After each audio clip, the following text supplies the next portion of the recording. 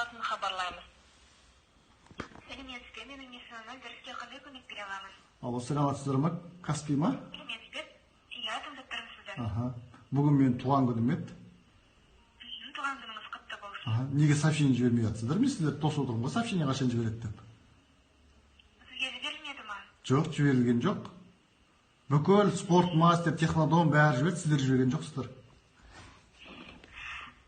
Ондай болса қазір қарап Соны жылдамдатып жіберіңіздерші. Мына кезде ұят болып отыр кісілерден.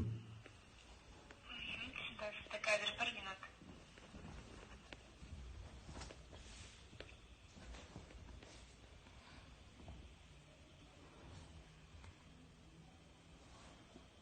Ондай болса, обедке дейін күтіңіз, міндетті түрде сообщениеңіз келетін болады.